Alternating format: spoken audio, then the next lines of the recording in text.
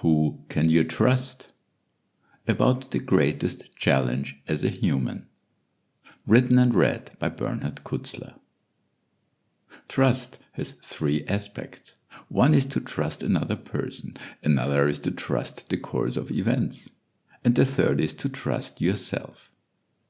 Trusting another person means assuming that the other person acts truthfully. In nature, everything is truthful. Therefore, there is only trust. Even a gazelle trusts a lion, namely that it wants to eat it, so it runs away.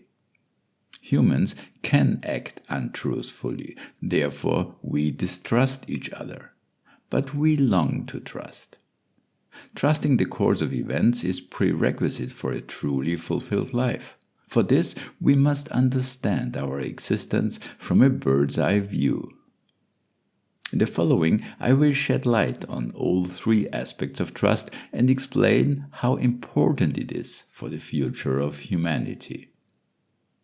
Optical illusions are examples of how we cannot trust our eyes or ourselves. You perceive what you have learned to perceive.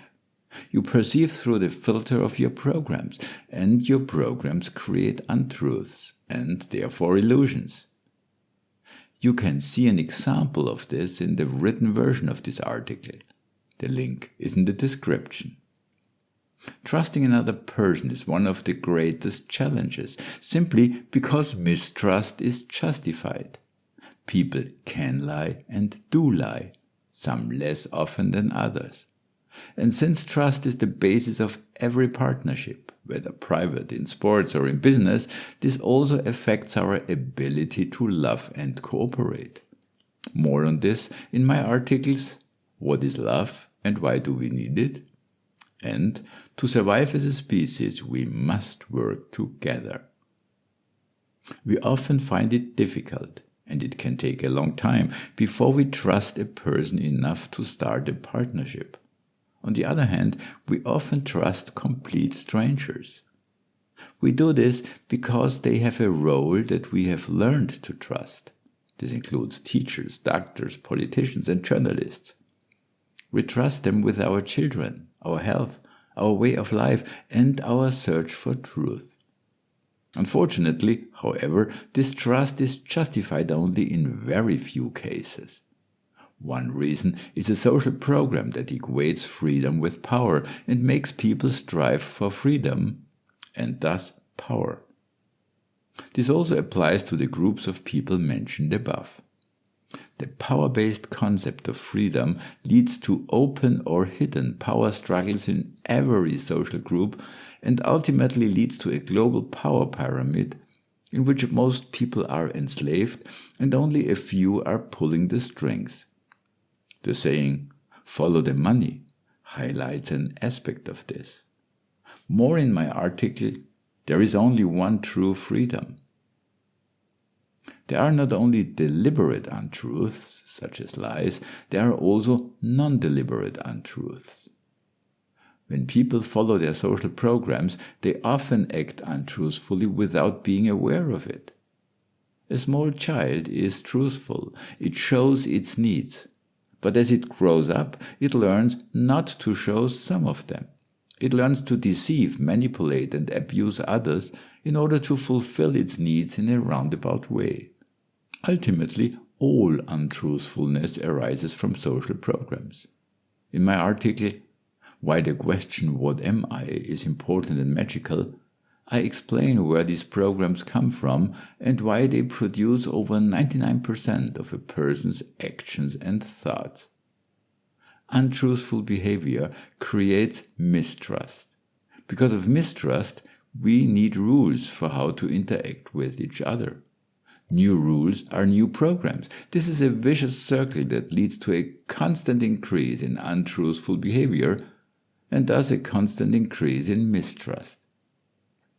So it is no wonder that deception, manipulation, and abuse rule many areas of life. This includes most barters, because the word barter comes from the French word barater, which means to cheat, deceive. Both parties to a barter pursue the same goal. I want as much as possible and give as little as necessary in return.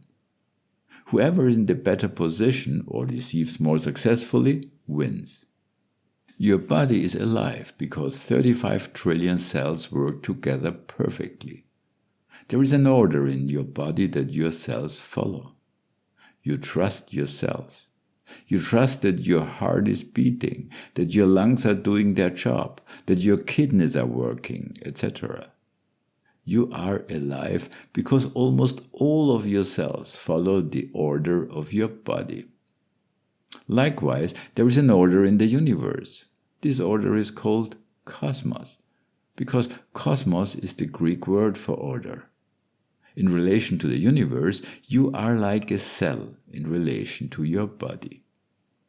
The cosmos connects everything in the universe, that is, every living being, every stone, every atom, every electron, and it tells everything what to do as part of the whole.